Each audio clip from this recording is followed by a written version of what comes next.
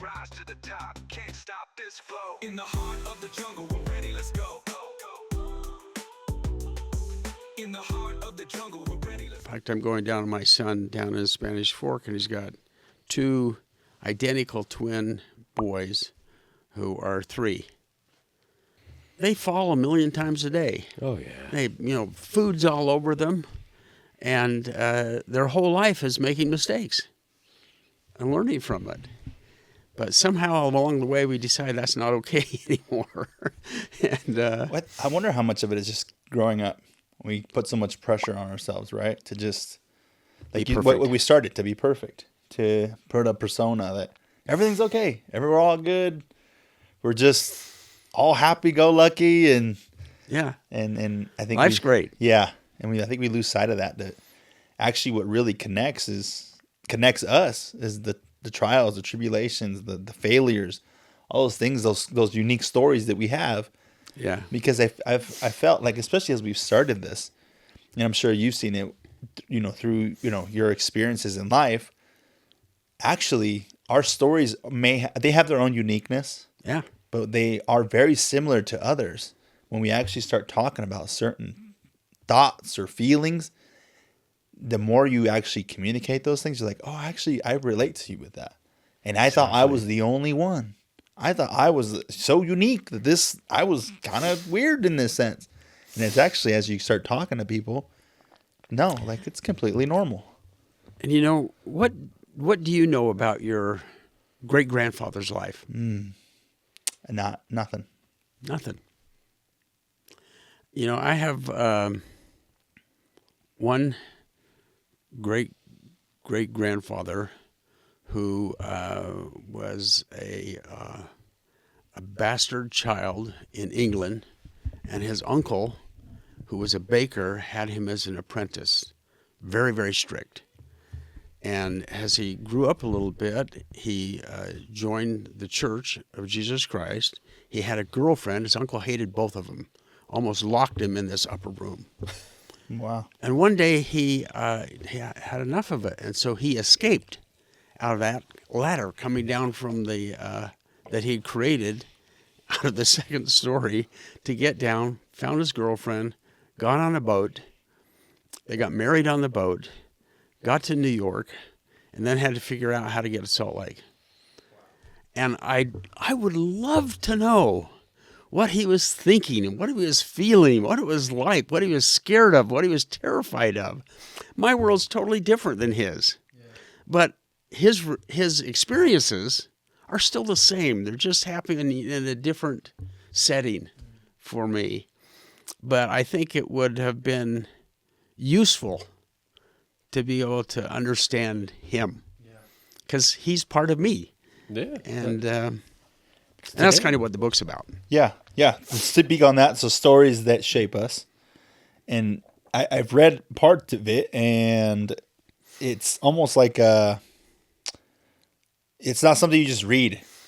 There's things you have to do. There's prompts. It's a workbook. It's a workbook. There you go. And I feel like that, it's almost like this can be passed down. Like this can be your journal, or at least the start of it, where you start creating those stories. Is that kind of accurate? Well, it is. At my wife's insistence, about 5 years ago, I wrote a life history, because I've lived all over the world, had all kinds of things. And, it's about 100 pages, and I look at it and said, that's boring as all get out. And it really doesn't tell anybody anything about what was important to me. Yeah. So I started trying to rethink it and say, what are the things that have been important to me? What are the traits? And then illustrate it with stories, because a list of things doesn't mean anything to anybody. But if it's stories from someone I know, then, okay, it brings some humanity to it. It brings some perspective to it, some sense of reality. Right. Yeah, that makes sense. And then as I got partway around, I said, I bet there's a lot of people who'd like to do this. So I started turning it into a workbook. So I kind of try to model it in the book, but explain, it's only useful if you do it yourself. Right. So with you starting this book, I feel like it sounds like you were writing a different one, a biography, and then what stage of life were you in, and what, like, I guess, why was it now that you're like, I have to write this now? Like, where did that come from? So you could have wrote it 2 years ago. You could have waited another year. Why today? Why did this book drop this year? Probably for the same reason you all started a podcast. Let's do it.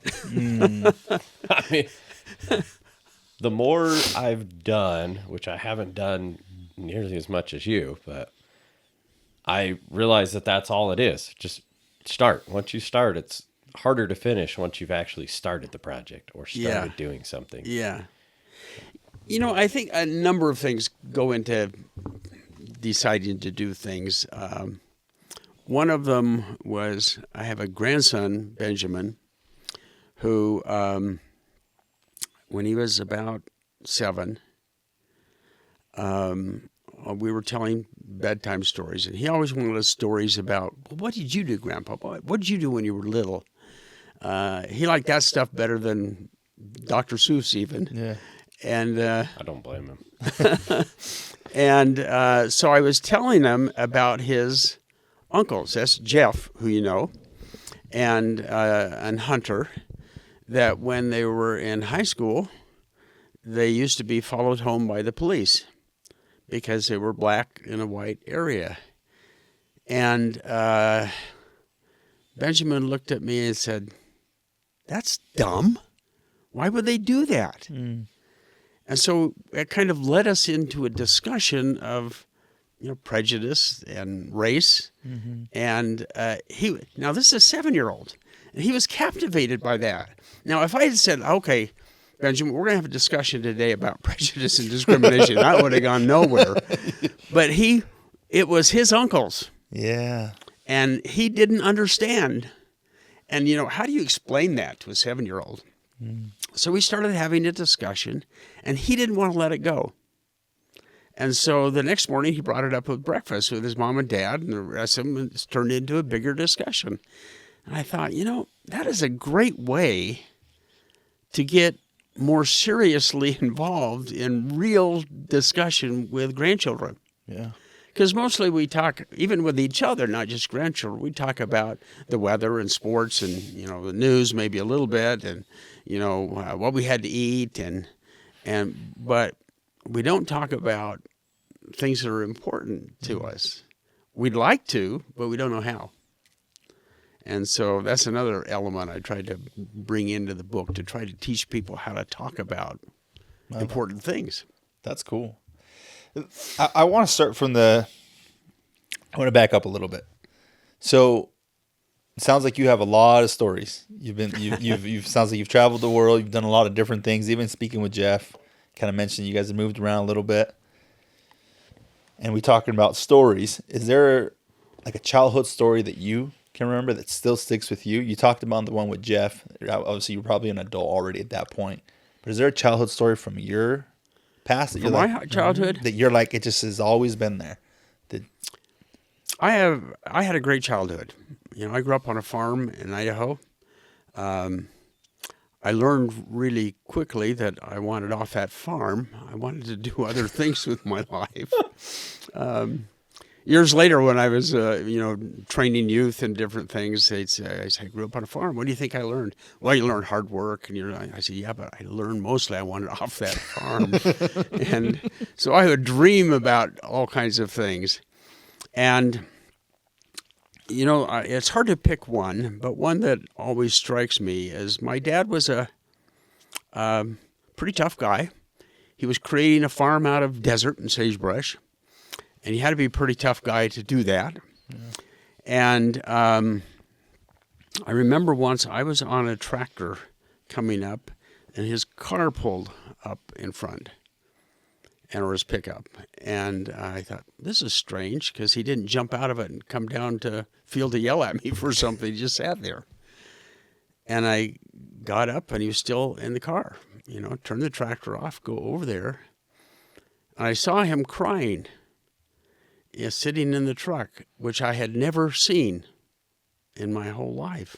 And so I go over there and, Dad, what's wrong? And my sister, who was about, 10 at the time, had a whole bunch of kind of abscesses and things, and they took her finally to a different doctor, and he said, she has leukemia, which then was a death sentence. If you had leukemia, you were dead in a couple of years. And but that's what they told him. And I remember coming in and having a family prayer where he said, God, you can have my farm, you can have my life, have anything, but please give me the life of my little daughter. And that for me was just an incredible lesson of what was important to him, really, and how much love he had for us. Yeah. And so that kind of experience stuck with me.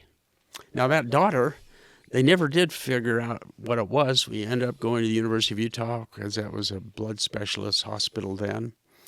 They finally came up with the name, and they told her then that she was likely to die soon because there was no cure, and she would catch everything, and it would just get worse. And she did catch everything, and she was always had her fingers and toes in salt water for trying to deal with blood infections, but she's still doing fine. She's had 3 kids and has a bunch of grandkids and helps everybody in the community do That's everything. amazing.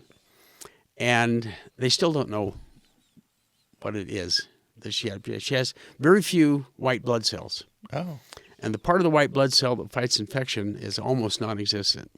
wow. But she keeps going. Wow. Dang. What a And blessing. but the lesson for me was the love Yeah. that my father had for us. That you grow up and you don't really think about that. No. And all of a sudden, there it was. So I guess that's one lesson from. I love that. I mean, I grew up without a father, and so I always tend to ask, especially the men, to gain as much knowledge as they can from experiences that they've had with their father. So I think that's amazing to hear, because as men, for sure, I would say that I never saw my father cry. I was going to say, maybe when my grandma passed away, but Yeah. that might have been it. Yeah. I don't know. Yeah. But now, I mean, if there's something, I try to show that emotion with my kid. Do you, obviously it sounds like your dad was a man's man. Yeah. Did you learn to be a man through him and learn to love through him? Or was it with your mother? Where did the love, because you talked a lot about love there, but I think I learned different things from each of them. Just when it came to like punishment things, my dad was, pretty tough. And I remember calling my mom something one time. He grabbed a hold of my head by the hair and kicked what was left down the stairs and said, I don't want you out of here again. You stay down there. Well, I mean, he was pretty tough when it came from discipline. But within a few hours, my mom was sneaking down some food and talking to him and saying, "Oh, Charlie, it's okay." But you learn from both of them. And, I could have just said, Dad is just this mean guy. yeah. Except I saw him in this other situation. And he wasn't a mean guy then. He was a terrified guy. Mm. And so I think you learn Yeah. A little bit of both. a little bit of both. So you've obviously traveled. So, because I want to get into some of the life experiences and life stories that you've been through, and some of the incredible things that you've seen. Jeff briefly mentioned that. So, what got you traveling and just going to, was it Africa? Yeah. Just Well, I don't know where all you've been, but I think I've been in about 60 countries. Oh wow. Okay. I think 48 of the 50 states. And part of that was growing up on the farm saying, I want to see the world. And, I don't think, I certainly didn't. I don't think most, here's my plan of life. But I think when you have things you want to do, you maybe just are a little more aware of opportunities and maybe a little more willing to take them. So I ended up my first company that I had was a consulting firm in San Francisco, and I built a domestic operation and was building the international operation. And doing that, traveled to a lot of countries, met a lot of people, started seeing a lot of things. And I had always been interested in humanitarian work. One of the books I read as a kid was about Dr. Schweitzer and setting up his medical practice in Africa. That was kind of a dream. No idea that I could do something like that. But I would just kind of start traveling. Then when we sold that company, I moved back to Idaho so the kids could know the grandparents, and started dealing with some of these people I had met on humanitarian issues, and was pretty soon traveling to the Philippines or different parts of Africa and sometimes South America. And then the kids reached an age where I said, well, maybe we could do something different. And I had already traveled a lot, but they hadn't. And I had just come back from Africa and had gone to a church meeting that I had no idea what it was. Turned out it was an advertisement for senior missionaries. And so I turned to my wife and said, hey, we can't do that with 6 dependent children, but who cares? Want to go to Africa and see if we can make a difference with AIDS? She said, let's go. And literally 5 months later, we had sold houses and cars, and we were living in Harare, Zimbabwe. And Harare at the time had the biggest AIDS problem in the world. About 38% of all adults were HIV positive. Wow. And then that meant they were dead in 5 years. There were no antiretrovirals, there were no treatments, there was nothing. In fact, you couldn't even talk about it. The first government meeting I went to, they had guys with Kalashnikov standing at the door reminding everybody they weren't to say anything about this because nobody wanted to admit that AIDS existed. Dang. And but I started traveling the country, going to everything I could find, and then started developing programs, which meant I had to work with all these same government people who knew they had a problem, but they didn't know what to deal with it, how to deal with it. So we ended up creating programs to try to teach kids how to avoid getting AIDS. And then I started traveling to other parts of Africa, taking that program to other countries who had asked for it. So I traveled a lot through Africa, dealing with the AIDS issue. And we also had a foundation that was dealing with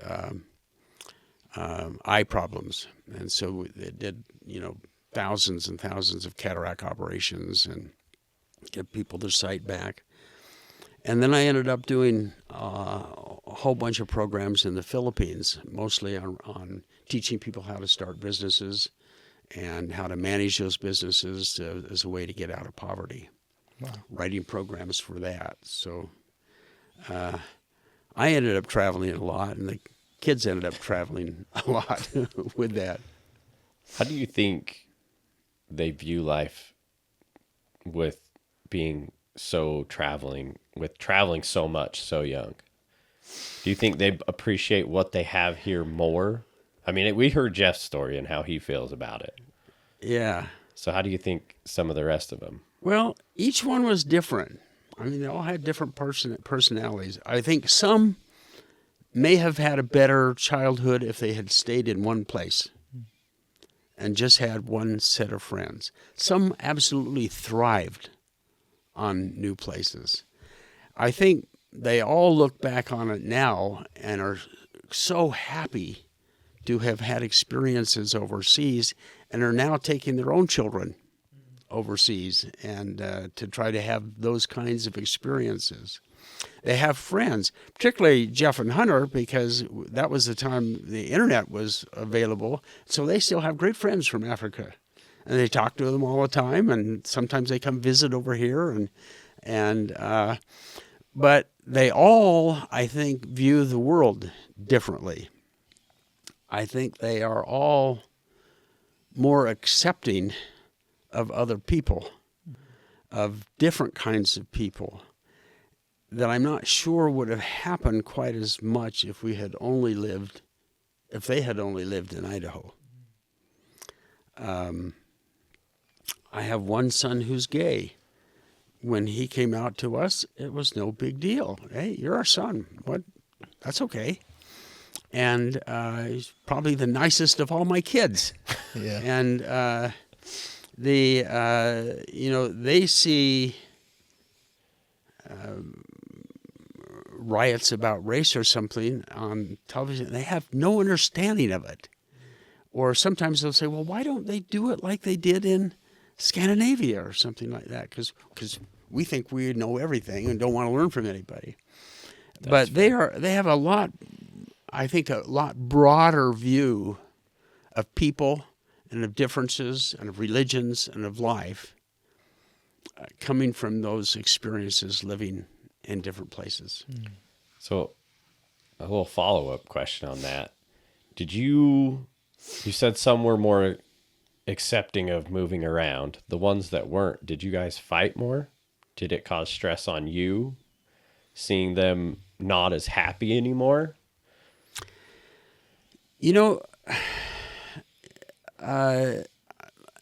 Children create stress no matter what you do. That's fair. And That's a fair statement.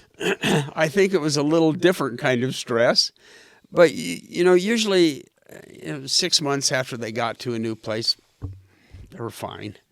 And because we weren't traveling with an organization like the military or the church or something like that, we had to get there and create our own friends and our own situations, which was a little harder. And sometimes we made mistakes in schools. We put them in and had to find other options. But I don't think any of them would trade it now. For us, was it stressful? Yeah, sometimes, but it may have been stressful with something else if we'd stayed home. Which is I think a lesson that I learned and talked a little bit about in the book. One time I had been working for the White House, and this was an election campaign for Gerald Ford, way back when. And if we had won that election, I would have, they had already asked me, gone to Washington and worked in the White House. But we lost. So I'm on a plane, and the last 6 months doing advance work during a campaign, I lost about 20 pounds because there was no time to eat or get your clothes cleaned or anything. It was just off to the next city. And so we ended up in Columbus, and I had to get back to San Francisco. And I think there were 2 stops. I don't remember any of it. The first thing I remembered was the flight attendant waking me up in San Francisco and saying, you got to get off the airplane, because I'd just been so sleep deprived. But people would ask, well, wouldn't it have been great if you'd gone to Washington? Yeah, but, within 6 months, I had started my own company with some friends. I met my wife. We went a whole different direction. And I think there's a whole bunch of things in life that aren't particularly good or bad. They're just different. And you learn from whatever that is. Would I have had a great life if I had gone to Washington? Probably. Maybe. I hope so. Would it have been different than the one I've had? Yeah. Not better, worse, just different. Yeah.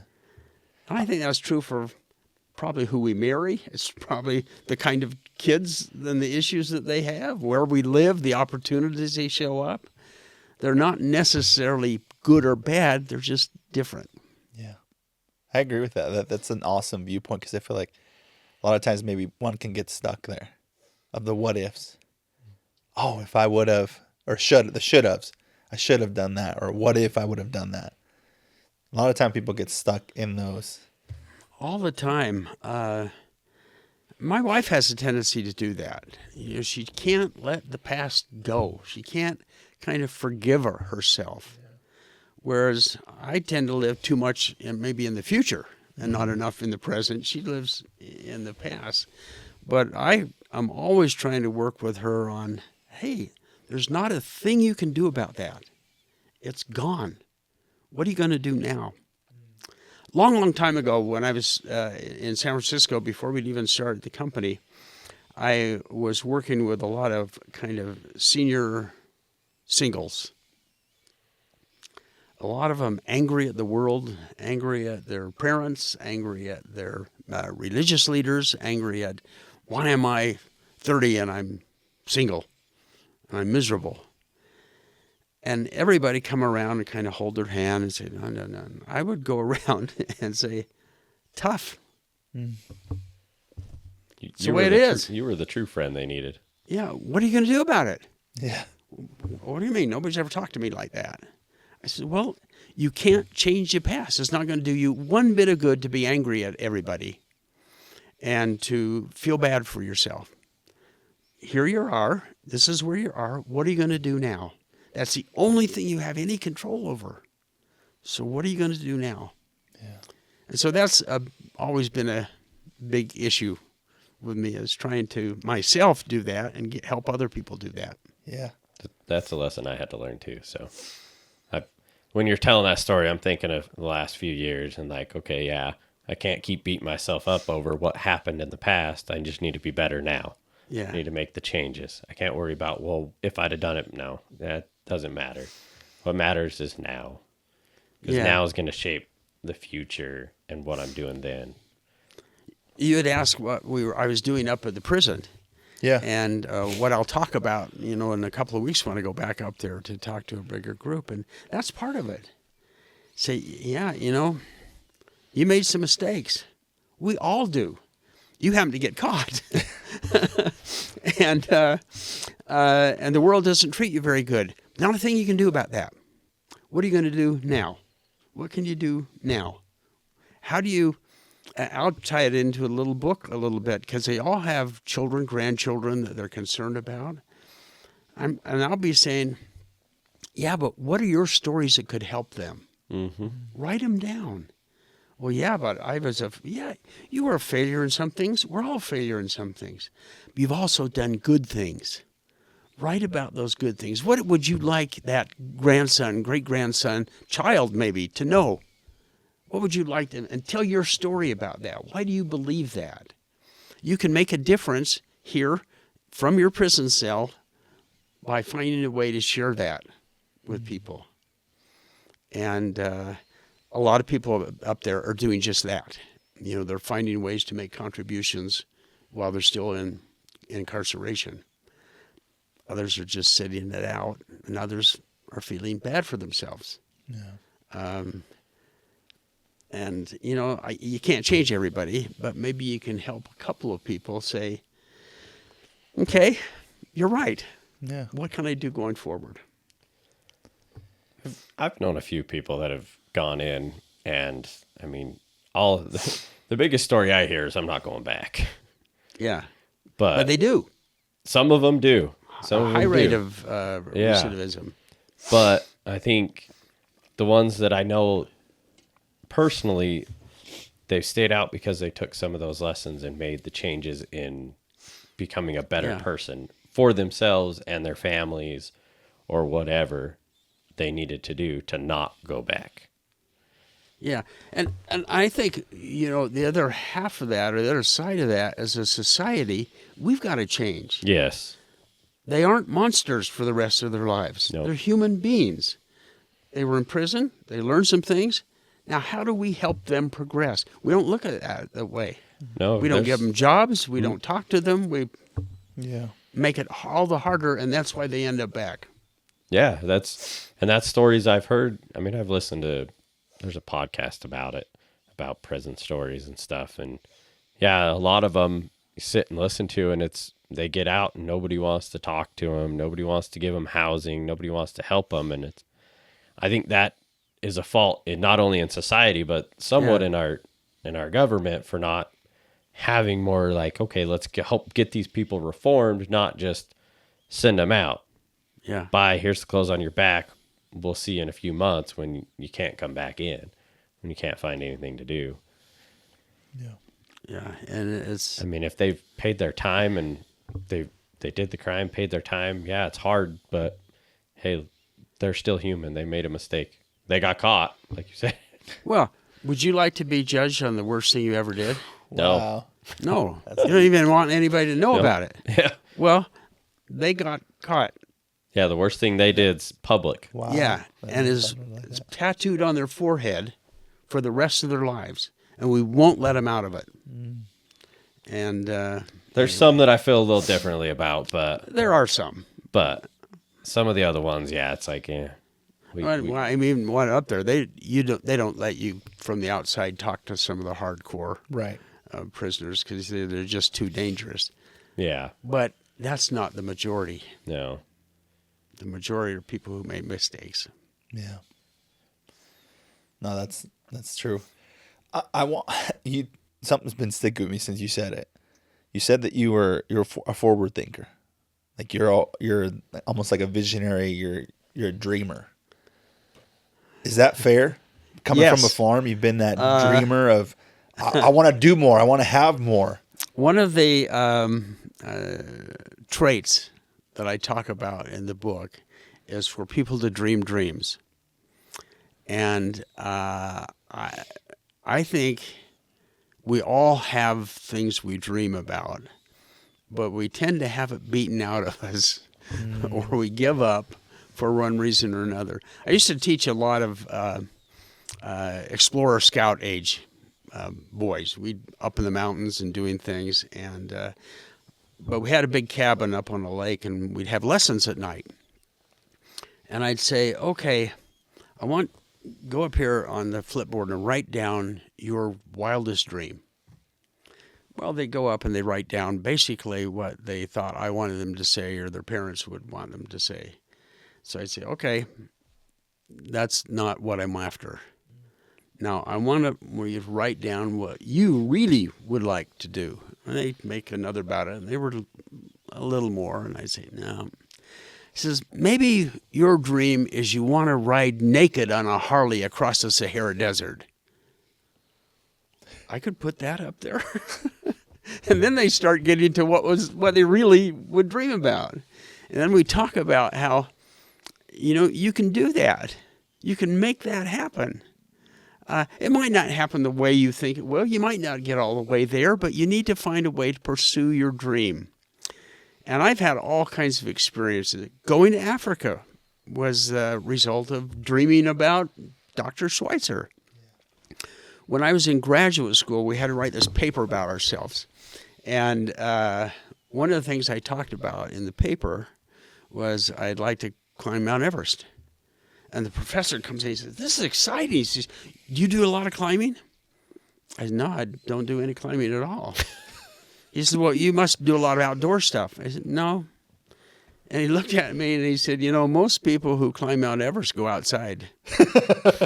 And I thought about that the rest of my life. And I took the summer off and went to work as a waiter in Jackson Hole and learn how to climb. I never made it to Everest, but I'm teaching grandchildren how to rappel right now. Wow. Dang. And I think it's important for us to have dreams and try to follow them and not let them all get beaten out. I have a pacemaker. Somebody dreamed that up. Somebody had an idea. Maybe we could make an electronic device that keep people's heart from shutting off, and that would let them live longer. Well, if somebody hadn't had a dream and pursued it, I wouldn't be here. I mean, yeah, that's true. It's everything. Somebody's dream, the lights. Everything in here. Yeah, everything. Somebody created it, and they didn't have a map that they went to, a book they went. They had to create it. They had to dream about it. And they had all kinds of failures along the way. When you're learning to climb, you do a lot of falling. Fortunately, you have a rope that catches you. But it's, I don't know if either of you ski, but I remember when I was learning to ski. And I was falling all over the place. And, then I get a little better. And somebody says, if you're not falling, you're not learning. Mm-hmm. You're not pushing the envelope just a little bit. And I think dreams help us push the envelope a little bit. They help us use our creative selves to do something. And that's what makes a difference in the world. So I think dreams are critical for individuals and for society. Yeah. I think it's fair to say you've had a growth mindset your whole life, trying to get out of the farm and trying to grow and just be something different. I have tended to look at my life as a series of reincarnations. I've heard that before too. I was a farm boy, grew on a farm. Then I was a student at college. And, with the whole life that comes with that. Then I went off for a first job. Then I had a chunk in the military. And then I go to California and started a company. And each of those were different jobs. Then I got married and had a family. And then we started doing international stuff. My wife was looking in the time we were married, we've had 13 moves so far. Moved to 13 different places. So that's 26. You got to get there and come back. And so we have, but a lot of those came from dreams. A lot of those came from, let's go do it. That's the other thing. One of the points I try to talk about in the book is do something. Mm-hmm. If you don't do something about your dream, it's not going anywhere. Just take action. It may be simple. It may be going to Jackson for the summer. Right. It may be just talking to a neighbor. But go do something. But my life has been, and what I have tried to teach most of my life is take action, move forward, do something. I take it you supported your kids in whatever choices they wanted to make. If they wanted to take that summer and go to Jackson, you did everything you could to help them get there. Yeah. And make it possible so that they could follow their dreams. Yeah. And I said, well, what should I graduate in? What should I go to school in, Dad? What are you interested in? I said, go down to your first year and take all kinds of classes. Find out what grabs you, what's interesting, what's fun. And, so pursue that. And, some have had more immediate successes. Some have had some failures. And, some are reconstructing themselves. Yeah. But so am I. I would say that's the beauty of life, right? That's the ability to be able to reinvent yourself or pivot. Yeah. Pivot in that moment. And exactly. You ask, why did I decide to do the book then? I think it's because I had left my last place. We were doing some things in Las Vegas, came back to St. George, wasn't working with a full-time job, wasn't on any more boards of things for foundations. I'm kind of saying, well, now what? What are you supposed to do in this reincarnation? And then the idea started kind of growing about writing a book. I have a feeling you're going to be the guy that works till the last minute, doing something. I'm a total failure at retirement. Hey, that's not, honestly, I think that's a good thing. I do too. Because once you get stale is when I think you have the most problems. You seem like you're up and moving and doing everything, and it's kept you healthy, kept you alive, and your mind's still thinking. I can see your mind working just about the book, about your life, all of it. That's what keeps you, it is what keeps you alive. I'm excited because in October, I'm going to Patagonia with my daughter to go trekking through Patagonia. Wow. I'll be 78 then. And I'm excited about that. So I'm out trying to keep myself in good enough shape that I'm not holding her up. And but it's something to look forward to. Mm-hmm. I have a really good friend, probably my best friend. We've done things all over the world. We learned to sail together. We've done adventures together. We've traveled together. And he's just gone through a period of life where his wife came down with something they couldn't diagnose for years. He noticed something was going on about 4 years ago.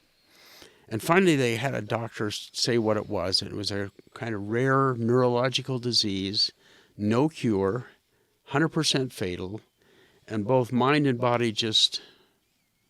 And so he has done nothing in the last 4 years except take care of her. When she died, she was 75 pounds. Ooh. And it was just, I mean, it was sad for all of us to watch this vibrant wife is just, and his life was just that. And now here he is in this great big house that he had, and his whole purpose of life for the last 4 years is gone. And he now he's the same age I am, has to reinvent himself. Who am I? So the first thing I said, Delray, you want to come to Patagonia with me? Let's get ready. Well, he had to have this serious back operation. The doctor won't let him go. So he wants to go now to New Zealand and do a hike through the mountains there. And so we're kind of looking at that. But the best thing I thought I could give him in this time to try to figure out who he is again is something to look forward to. And I think we all need that. Yeah. It doesn't need to be Patagonia, but we need to have something that we're working toward, that we're building toward. That's a memory your daughter's going to remember and be able to pass on too. That's something she probably, and I don't know her, but I would guess she's probably looking forward to it more than you are. Some time with you alone where... Yeah. Well, I think this is my oldest daughter, and she's probably the one who's the most like me.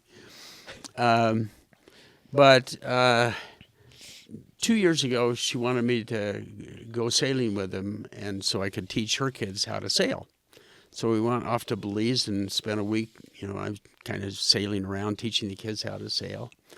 She and her husband went off the next year to Croatia to take sailing lessons and get their own licenses to sail. My climbing equipment was kind of old, so for Father's Day, she bought me a whole bunch of climbing equipment so I could teach her kids how to rappel. And so she's kind of doing all kinds of things in the same way, being adventurous, going off, trying to teach her children to do that. That's awesome, though. Yeah. She had a great role model. So. Yeah. Well, on some things. I think we all do some things well and some things not so well. We always we've talked about it before. We both are fathers, and I've talked about it with my wife too. And there's always going to be something that when our kids grow up, they're going to be like, yeah, they messed us up here. But the hope is that they look at the broader scheme and are like, Mom and Dad did awesome. They did everything they could. They gave us the life that they could or they thought was best for us. We realized they had faults, but at the end of the day, they did the best. And that is just life, isn't it? Are there any perfect parents? None that I've ever seen. Nope. Can we be perfect parents when our kids are growing up in a world we don't even understand? Nope. Nope. Yep. So we do the best we can. We let them know that we love them, and we offer all the encouragement we can. Do we make mistakes? Absolutely. And they won't see that while they're teenagers, but when they start hitting about 25, they say, maybe Dad wasn't quite so dumb. Maybe a little longer than 25, but yeah. Yeah, well, depends on the kid. Oh, yeah. And that's just it. Like, I was fighting so many of my own battles that I couldn't see the people around me and what they really meant to me. Yeah. But once I stopped fighting myself, I could see that more. And we all do that, more. And they'll do that too. And their kids will have the same issues. Why did Mom and Dad do that? Yeah. But then they learn. What's been the hardest thing in your life? The hardest thing in my life. You seem like you've been a pretty happy person your whole life. I have been. Was finding out you needed a pacemaker, moving kids around. I mean, what?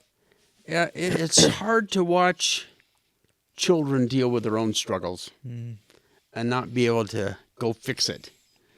And you can't go fix it, and they don't want you to go fix it, but you want to go fix it. Yeah. And Story of my life. that's hard. Yeah. Some of the things that are going on, I shouldn't get into political things, going on in the country today really bother me. Because I am a big believer in freedom and the Declaration of Independence and the Constitution. And I see some of that at risk. And that bothers me. And As it should. So, so here we are at 78. My wife and I go out to demonstrations and you write congressmen. And, But I think you have the life experience to be able to say that. You've been to these countries that people don't have the idea of how lucky we are. yeah. I mean, I've only been to Nassau and Ensenada, Mexico, and I'm like, man, we are lucky to have what we have. You know, we had come back from Zimbabwe one time with a family. We came back about Christmas time. And so we landed in Salt Lake before going on to Idaho. And grandparents, plus they wanted to stop, I forget even what it was, at Target or big, one of the big box stores. And we go through there, and we'd just gotten off the plane. And my kids are, and my wife and I, walking up and down these aisles, looking at all this stuff that nobody needs, nobody even wants, but they're buying like crazy. And we were just, because that hadn't been our life for the last 3 years. We got back into it, but it hadn't been our life for the last 3 years. And then there was a period of time when I was commuting back and forth between Idaho and Harare, Zimbabwe. I'd be there 6 weeks and then back 6 weeks and there 6 weeks. Long commute, by the way. Just a little bit. But I'd be in Zimbabwe, and here people still dropped a little bit, but still about a 30% HIV positive rate. The farms had been destroyed, so they were hungry. There was about 1,000%, sometimes a week, inflation. I go down on the streets and be walking along with people, and they're talking and happy and pretty cheerful and going because they're making the best of the life they had. Then I come back to a kind of fairly well-to-do community. It wasn't gated, but it was that kind of a community. And I started listening to people, and they were talking about they got to see their psychiatrist for this, or they got to see their counselor for this, and they're depressed about this. And walking with one of my friends, and he's telling me they keep changing the boundaries of his ward, and he's unhappy about that. He's been in 5 wards. And I finally looked at him and said, Russ, I just came back from Zimbabwe, and somehow what you're telling me just doesn't sound very important. And he looked at me, and he started to laugh, and he says, you're right. It's stupid. It's amazing what we complain about. It is. And, I've wondered sometimes if it's just a human condition that if we don't have things like safety and food and survival, we create things because we have to have something. And after a while, those things become more important than the basic survival because we don't have to deal with that, basically. We don't have to deal with, am I going to get beaten tomorrow? We don't see that. We taught one of our first AIDS classes out in a township, and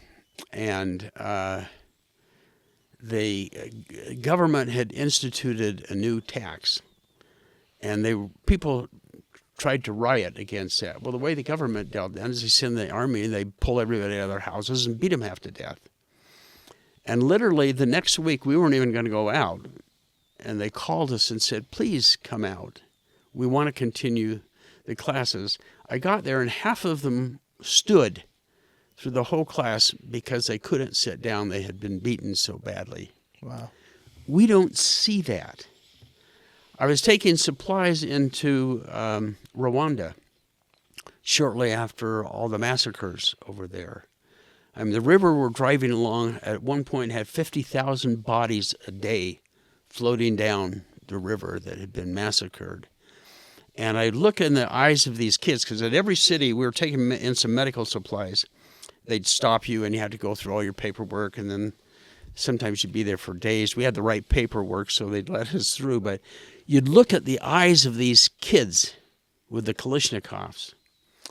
And Kalashnikovs didn't bother me. I'd seen that in places all over the world. But I'd look in the eyes of these kids, and they were just dead. And then I'd think of what they had experienced and probably been part of in the last 6 months.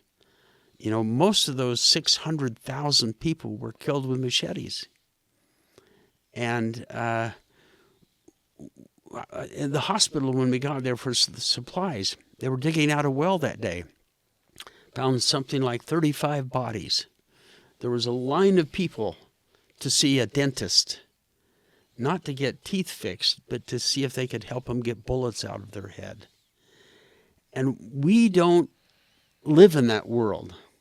We don't understand it. It doesn't exist for us. We might read about it. We'll see something on the news, but it's just like, and so we don't realize what we have, and we don't understand how to protect it and build on it.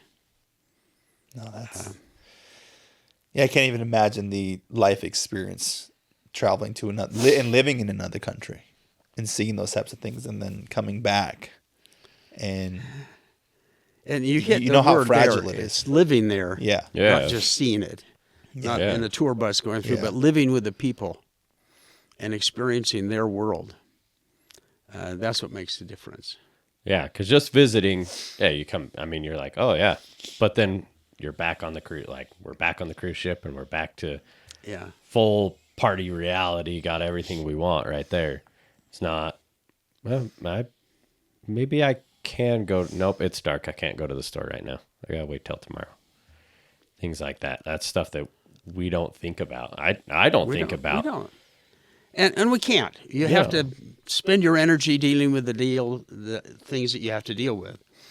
But we assume that's how life is for everybody, and it's not. Even in the United States, life is not the same here as if you're growing up in Compton. Yep. It's a very different place. I talk about a simple thing like Jeff and Hunter being followed by the police. And people look at me like, oh, that's happened in the 60s. That doesn't really happen now, does it? Yeah. I have 2 black children. It does happen. It still happens. It happens on a regular basis. But people don't see that, in part because they don't want to see it. Mm-hmm. And they assume everybody's life is like theirs. We all do. And it's just not. Yeah. No, definitely not. We were talking about struggles and pain, and we talk a lot about your grandkids. What pain, if you were talking to your grandkids, what pain is there, and what that you know of that you would hope that you could offer some advice or something to help them get through that pain that you know so well? What would that be? You know, that kind of leads back to why I wrote the book a little bit. In the book, I outline, I think it's 7 traits and 4 principles and 3 beliefs that are important to me. They're not they certainly aren't the only ones.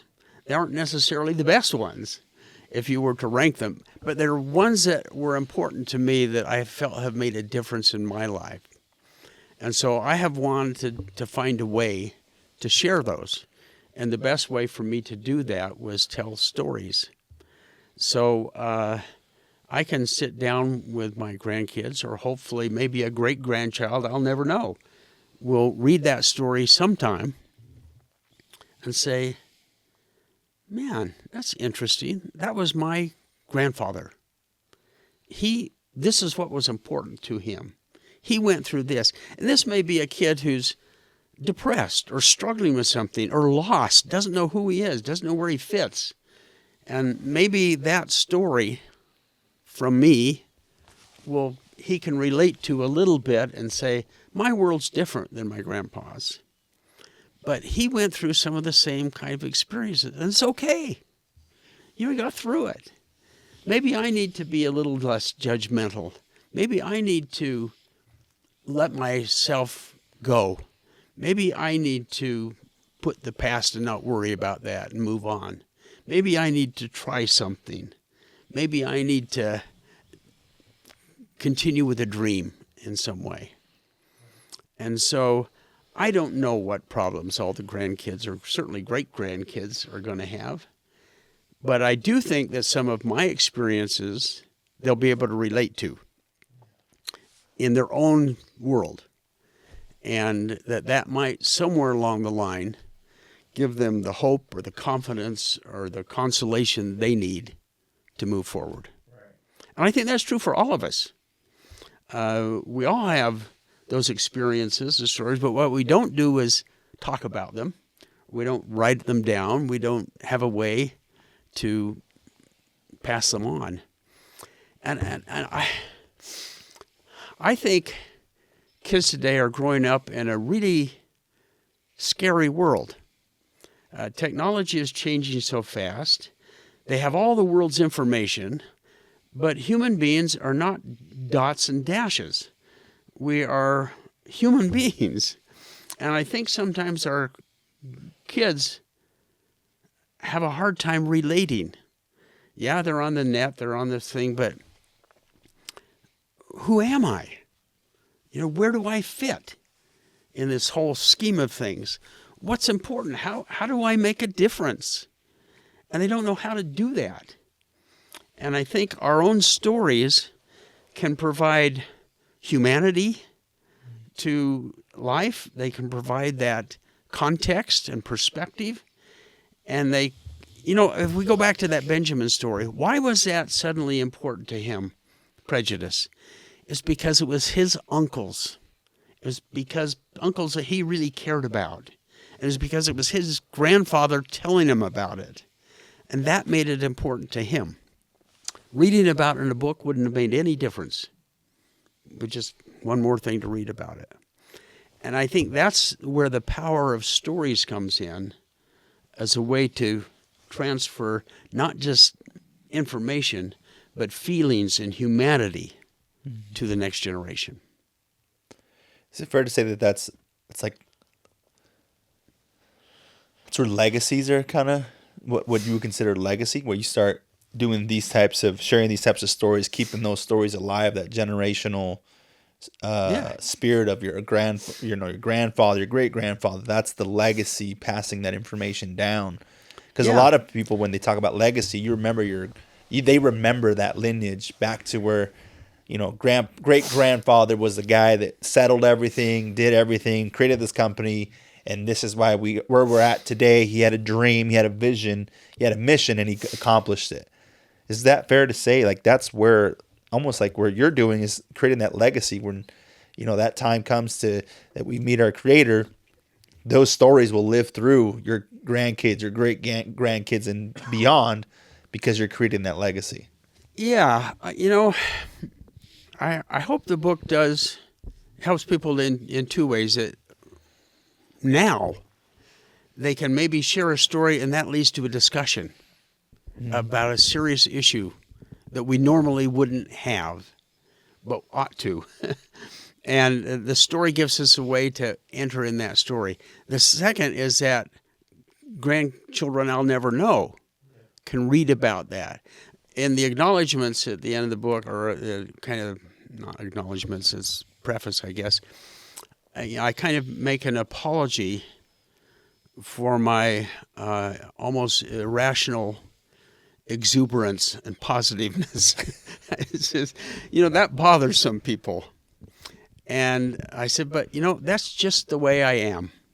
And I hope that comes across as people read the book and read the stories. And I hope great-grandchildren can feel that sense of positivity that we can move forward with things.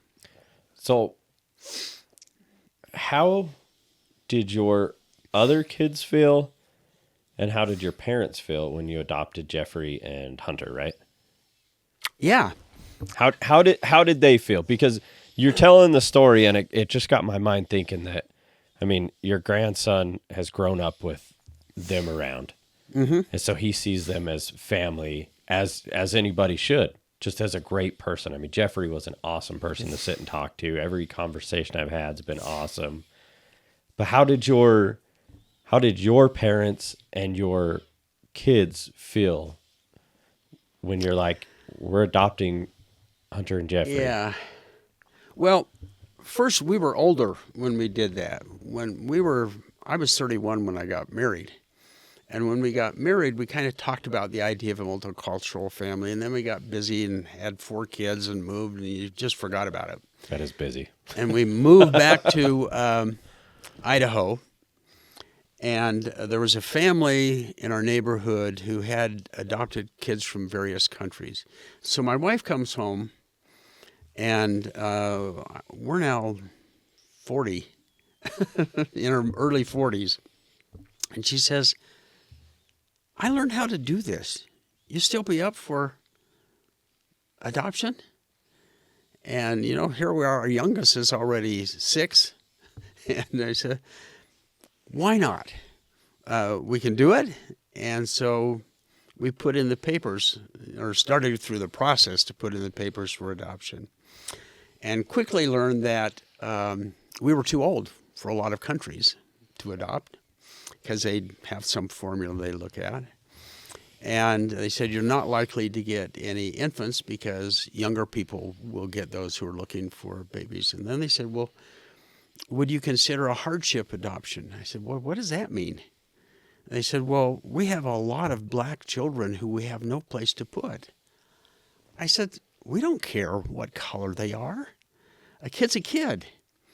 And so our kids were just excited. They didn't know what they were going to get until we got them. But, when we got them, they were just a few weeks old. I'll tell you a little bit about that process. When we had gone through the process for adoption, and we looked around and said, boy, there are not many black people around here. Maybe I just ought to get 2 while we're at it. And the agencies would say, well, you can't do that. And so we appealed that. So why not? They said, well, we lost the appeal. They said, you can't do that.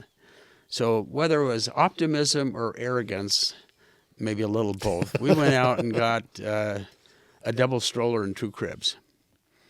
And sure enough, when all the paperwork's done, we got a call from this place in Atlanta, in Atlanta. So we got a little boy here for you.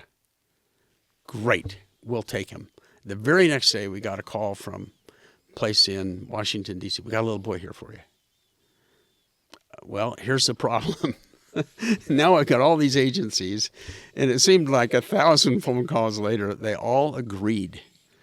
And so my wife went to Washington and picked up Jeff, and the next week I went to Atlanta and picked up Hunter. Learned that there are not many middle-aged white guys on airplanes with black infants. Also learned that black people would come talk to you and white people would not. Black people were just curious. White people would say, oh, maybe his daughter got in trouble or something like that. And so they were too afraid to talk to you.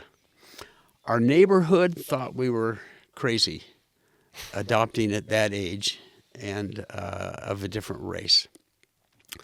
My parents were always pretty accepting of people, but also, didn't know any black people or very many. They became their favorite grandchildren instantly. It used to be embarrassing. My dad, we'd be at a gas station, and the black guy would stop at the gas station. He'd be over with his wallet saying, look at my grandkids. He was so excited about it. And I said, Dad. So a lot of, I think the neighborhood was kind of curious. I had one kind of friend and he says, Steve, I got to tell you the story. He says, I was talking to my wife and said, they had 2 little girls about Hunter and Morgan's age. She says, wouldn't it be amazing if sometime they got, as they got older, they started to date or see each other? He says, my wife, all the color drained out of her face. She says, but they're black.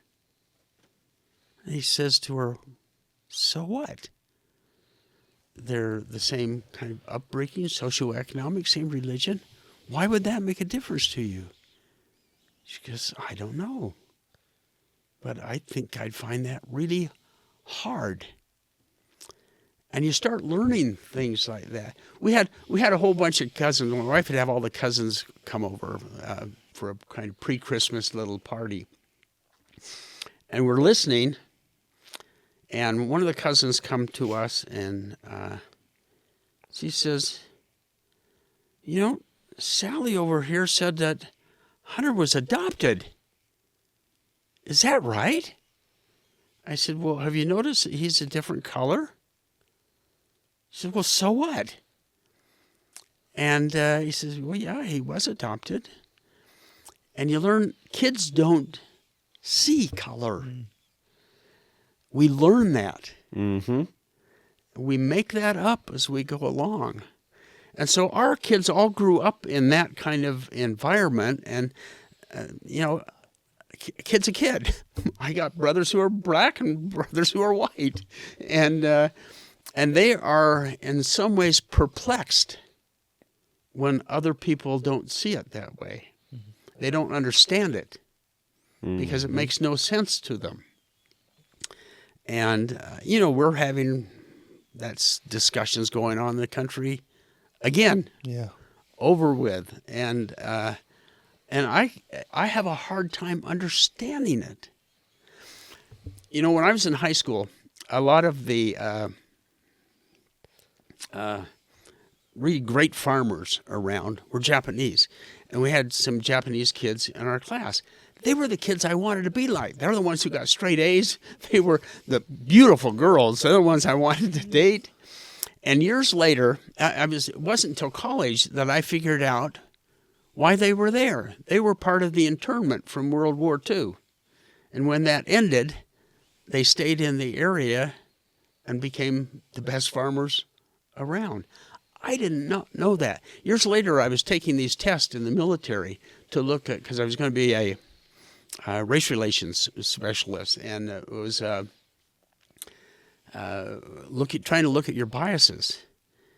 And when I finished the test, I'm talking to the guy, and he says, where did you get your views about Japanese? I said, I don't know. Why? He says, we don't have any of the prejudices that you normally would have about Japanese people. I said, well, what are they? And so he's telling me about, well, they're sneaky and secretive. I says, you know, I grew up, they're the people who I wanted to be like. They were my friends. And, you know, why would you have that kind of view? But, boy, we do. It's sad. It's It's really sad that we look at somebody and based off of color, religion, or dress. Whatever, that they're different. They're not equal to us. We're better than we're better. I personally don't feel that way, but it's crazy that there's a lot. There's a lot of people that do think that way. Yeah. I mean, this is my best friend right here. Well, you know, I suspect, at least I did, we all have things like that. I think people, if they don't have things, they create things because we want to be better somehow. So one way to do that is you put somebody down because of the way they look or their religion or something. I remember a long time ago, I had taken a red eye to New York from San Francisco, and we get in early in the morning, and they lost the luggage. And so I'm standing in that long lost luggage line at 6 o'clock in the morning at the airport. This guy ahead of me has long, scraggly hair. He's got a bar through his nose and a chain up to his ear, and he's sneezing like crazy. And because he's got a cold, and I'm thinking, what is with this guy? And he gets to the counter, and in this soft voice, the Well, the lady at the counter says, "Well, where's your luggage? What are you here for?" And a soft, kind of loving voice, he says, "It's my mom's birthday, and I wanted to travel across the country to surprise her." And I'm sitting there thinking, Steve, you idiot. Look at the judgments you're making about this guy, and you don't know one thing about him. And the one thing you are making, you're wrong. Grow up. And I've had that kind of experience multiple times with different situations. I think we all have. I mean, Yeah. I've met some people that, they're big, tatted up like crazy, but they're the absolute nicest yeah. person I've ever met. Bob's one of them. And there's a gentleman at the gym I used to talk to that I'm sure they have a side, but Sure. what they are is super nice. They're super talkative. They're an uplifting person to be around. For years, I had a Harley. Love that thing. I don't have enough balance to keep it anymore, but pretty soon you start walking over to guys with Harleys, and you ask them about their bike. Boy, that's the right question to ask. And you find these wonderful, caring people who you'd pushed off into some Hell's Angels monsters, and because you never gave them a chance. Mm-hmm. Another experience, this is McCall, Idaho. We're sitting in this motel in the hot tub. Lady comes in, and she is tattooed head to toe. All over her face, everything. And her kids are starting to get tattoos. And this is 30 years ago and 40 years ago, and tattoos weren't common back then. And I'm sitting there in the hot tub making all these judgments. And then I hear her talking to her kids and loving her kids and talking about the same things I talk to my kids about. And I'm thinking, Steve, you just did it again. You're making judgments that you have no idea about this person. When are you going to grow up? Well, I think you hit on an important part is a lot of those experiences, you took the time to take a step back and maybe just listen and take that lens off of, because we all have the judgment lens. I mean, I've done it. I mean, we all do it. We all do it. And you sometimes take a step back, and most of the time you kind of look at yourself like, what am I doing? Why am I thinking that way? This person is amazing. And well, an easy one I still do, we probably all do. Somebody pulls in front of you and slows down. And you're about to crash. Yeah. And all the things that go through your mind about this guy. yeah. And who knows? Maybe he's on the way to the hospital because his wife's had an accident. You don't know. Yeah. I've thought that multiple times. But making judgments is something we have to do. It's part of life. It's part of how we survive. But we push it too far, and we don't open ourselves up to the other possibilities. Right. But if we give them a chance, one of the great things living all over the world is cultures are a little bit different, but 99% we are all the same. We have the same hopes and concerns and fears and dreams and things we want for our children. It's all the same. Yeah. And we need a way more to look at that than the 1% that might be different. Mm-hmm. So, I don't want to take up too much every time you've given us a great information. I've been opinionated here on no, this, haven't I? it's amazing. No, I love the good. wisdom. Obviously you're in a different chapter of your life. I'm in my mid-30s. If you were to go back, and I know it might sound cliche and people use it, but I do truly want to learn. Like you said, when you were younger, you dealt with a lot of singles that were in their 30s and they had a lot of regrets.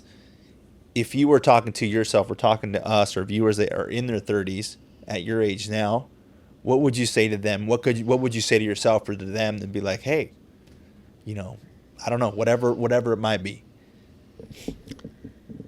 It'd probably be dream dreams, take action, let the past go, and move forward.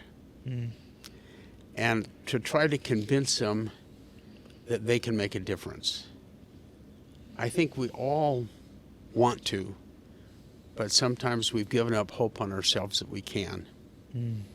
And we all can. And if we can make a difference in somebody else's life, even if it's just a simple thing, that starts changing us. And we get more outward and less inward and angry with ourselves. It's very true. Yeah, I love that. No, I mean, outside of that, I mean, I don't have any other questions. I think, obviously, the book is. Where is this available? On Amazon? Where can Amazon. they? Amazon. Yeah. So Yeah. The Stories That Shape Us by Steve Mann. That's available. Is there anything else you got coming up that you'd like to talk about, Well, or what's next for you? well, next is still going on is trying to get the book out there. Okay. It's one thing to write one. I've learned some things. The average new book sells less than 100 copies. We're past that.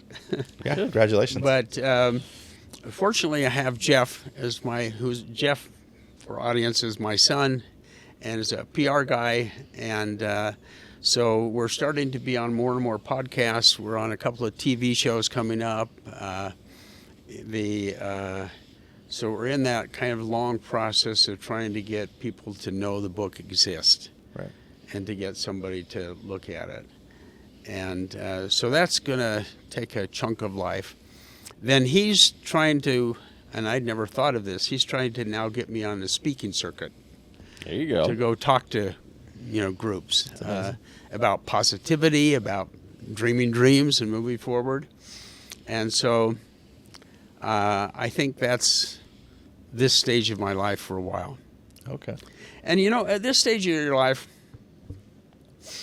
you're just happy to be here. I live in St. George, and a lot of our friends are in their 70s and 80s, lots of health problems, lots of issues.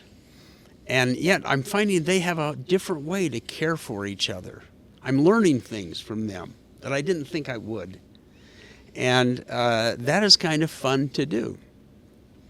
But you also realize that you don't have a lot of time left. And particularly, you may not have a lot of healthy time left. And you don't know where that's going to change. And so you try to make as much difference as you can in the time you have left. I think that's all we can do, honestly. Yeah. Because we don't know when our last breath's going to be. Nope. I have this because I was out on a mountain bike in St. George out in Bear Claw Poppy, and I was feeling kind of tired and sit down. And my friend, someone whose wife passed away that I was just talking about, comes over. He's a doctor, and he's feeling my pulse. He says, "Steve, we need to call a helicopter." He says, "You're dying. Your heartbeat is totally irregular. It's stopping for periods of time, and you're only beating about 20 beats a minute." And I was too stubborn to do that, but I went in to see the doc the next day, and he puts on a thing, and he says, "Well, wear this for a month, and we'll figure it out." He calls me the next day. He says, "You got to come in for a pacemaker." I said, "You mean you want me to make an appointment?" He says, "No, I want you in now." And, I was just that far away from not being. And so I look at, every day as I'm up. I'm breathing. I can still walk. I can still go to Patagonia. And my biggest frustration is I wish I had more life. There's so many things I'd like to experience. I look at people and I say, I wish I could jump into their body and their mind. I want to get back out, but just for a while so I could understand how they think, why they think the way they do, what's important to them, what drives them. and there, I'd like to do that with so many people around the world, and it's frustrating not to look and say, I wish I had another 50 years of good health to do more things. I mean, it sounds like you've done a lot. You're living probably a pretty great retirement, I would say. Being able to do what you want, but still make an impact in people's lives. Well, I've been lucky. I've been blessed that way. You know, somebody says, well, what would you do if you're going to die tomorrow? I said, well, you know, I certainly wouldn't be sad about it. I'd be a little disappointed because I'm enjoying life, but I've had a great life. I've done lots of things, experienced a lot of things, and don't have a lot of regrets. And not everybody can say that. And so I'm just happy that I've had the time I've had and been able to do the things I've been able to do. Got anything else? No, it's just how we end the show. You want to tell them? So at the end of every one, we have our guests give a challenge to the people. So whatever it is, whether it's keep dreaming, whatever challenge you think, you just want to let them know it's what we're challenging for the week. For the week? Month, For the year, week, the month, the however year, long, life, whatever. however. Yeah, whenever you listen to it. Yeah, I guess my challenge is don't give up on yourself. You can make a difference. Believe in your dreams and go do something, even if it's just little, to take a step toward making that happen. And as you do that, you're going to make a positive difference in somebody else's life. That's perfect. That's great. I like it. Steve, thank you so much. Seriously, Yes. we appreciate the wisdom, the time. Yeah, I know that this book will do what it needs to do and impact the right people, and even this episode will impact somebody. We know it. And Well, thanks for having me. yeah, This has we been great appreciate fun. it. Thanks for coming out. It's great to get to know you two better. I've flipped through it a few times, and some of your prompts in here, I'm like, I could see where this is gonna go. Some of the questions, because they already had me thinking, just sitting here with you. Well, So you can do it on multiple levels. You can just read the stories. They're funny. I think some people say, that guy's nuts. But they're kind of interesting stories just for that. I think another level you can say, well, maybe I got to write my stories down a little bit. Or maybe I ought to identify what's really important to me and how could I share that in the future. So, and that's what more of what the workbook part is for, is to help you move from thinking about it to doing it. I like it. Love it. Thanks, Steve. I appreciate it. Thank you. You bet. Thanks, Thank brother. you. Appreciate Thank you. See you guys. The Roundtable Podcast, where we talk about personal growth, struggles, and journey.